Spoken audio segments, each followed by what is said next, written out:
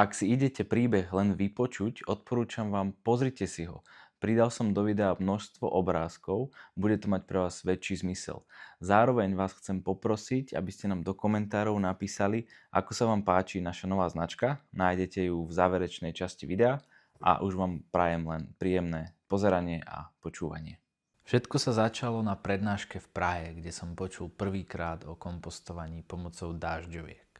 Tie mi začali vrtať v hlave a počase som sa ku ním vrátil a začal ich študovať. Začal som experimentovať aj bez dážďoviek, aj s nimi. A teda prišiel môj prvý vlastný kompost. Neuveríte, naozaj toto je on, ktorý som vyrobil doma na radiátore. Experimentoval som aj s dážďovkami. Začal som si ich množiť a prišiel nápad kompostovania na sídlisku. Keďže som zrazu videl tie kopy bioodpadov v najbližšom okolí, chcel som ich premieňať na kompost, lebo som objavil tú mágiu kompostovania. Mimochodom, toto som vyrobil v kýbloch prevrtaných, aby tam prúdil vzduch a využíval som teplo z radiátorov, aby som podporil a urýchlil procesy kompostovania. Prišiel nápad s projektom komunitného kompostovania v Žiline na sídlisku na Predmestskej ulici, kde som vtedy býval. A ten si dovolím zhodnotiť veľmi rýchlo. Trval 5 rokov. Na 5 miestach sme vyseparovali viac ako 40 tón bioodpadov, z ktorých sme vyrobili viac ako 10 tón kompostu, ktorý putoval prevažne naspäť domácnostiam, ktoré sa do kompostovania zapájali. Napočítali sme cez 200 domácností, ktoré sme zapojili za túto dobu. Pomáhali nám 2 bezdomovci. Dali sme odpracovať trest povinnej práce 2 pánom, 2 odsúdeným. Okrem toho sa zapojilo do kompostovania do 10 až 15 dobrovoľníkov. Robili sme rôzne akcie preosievania kompostu. Vždycky sa zapojili rôzny počet. Bolo to veľmi pekné, krásny projekt, krásne spomienky. Počas tohto obdobia sme založili e-shop kompostujme.sk. Začali sme sa stretávať na rôznych akciách, eventoch, veľtrhoch, trhoch, jarmokoch, kde sme jednak šírili osvetu, edukovali a zároveň začali predávať prvé produkty. Realizovali sme rôzne prednášky, workshopy pre rôzne vekové kategórie, pre rôzne cieľové skupiny.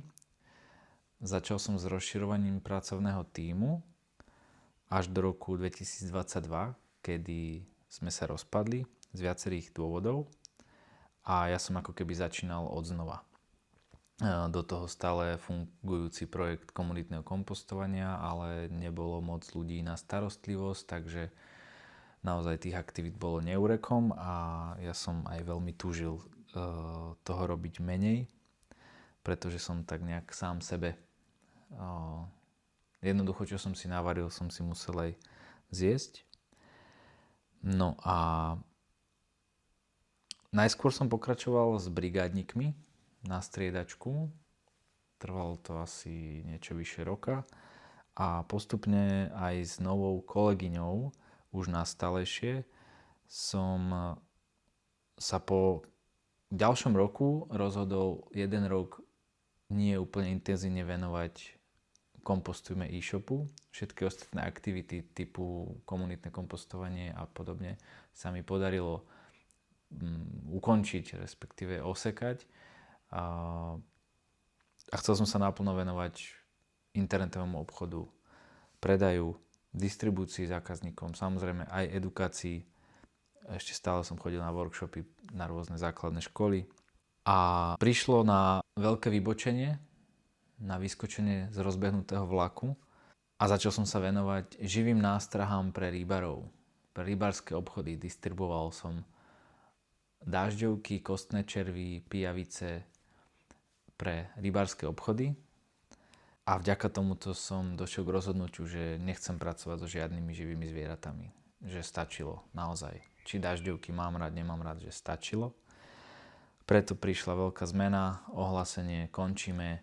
Ja som sa rozhodol, že sa ideme presťahovať, vysťahovať, že ideme viacej byť naozaj len tým e-shopom, tým internetovým obchodom. Ideme viacej sprostredkovať obchody, predávať to, čo sme už v portfóliu mali. A našťastie týmto rozhodnutím sme sa dostali do nových priestorov, kde dažďovky jednoducho s nami museli ísť ďalej, kde s nami zostali. A máme perfektné zázemie na administratívu pre kanceláriu a aj ako minisklad.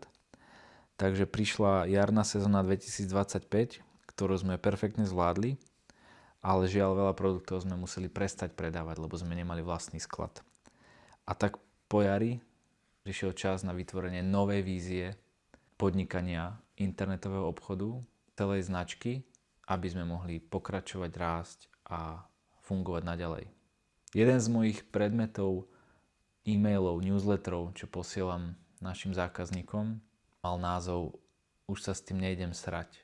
A to pekne vystihuje to, čo sa dialo so mnou, kde som sa rozhodol, že mám a idem si budovať tú novú víziu nového internetového obchodu, ale žiaľ už to nepôjde pod starou značkou Kompostujme. A teda z novej vízie prišli nové investície do nových produktov, do nových spoluprác a aj do novej značky, aby sme mohli naozaj rásť do šírky, do hĺbky, aby sme mohli realizovať ambície aj za hranice Slovenska alebo Česka. Lebo tak by to malo byť. Je tu veľa skvelých produktov, čo vyrábajú či už Slováci alebo Česi. A možno budeme raz aj my znova vyrábať vlastný produkt. Podstielku na chov dažďoviek, ktorá mimochodom veľa z vás chýba, mňa osobne to naozaj veľmi mrzí, bolo to super vec. Bolo mi cťou a potešením vám takto zdieľať príbeh, jeden veľký dlhý príbeh. A na záver vám poviem, že v pozadí tohto príbehu bol ďalší príbeh môjho podnikania, môjho života, ktorý ma veľmi ovplyvnil, vďaka ktorému aj Kompostujme vzniklo, vďaka ktorému Kompostujme sa mohlo rozvíjať, alebo malo to na mňa aj negatívny dopad. Je to príbeh, ktorý nebol zatiaľ príliš zverejňovaný a možno ten čas príde aj takýmto spôsobom. Každopádne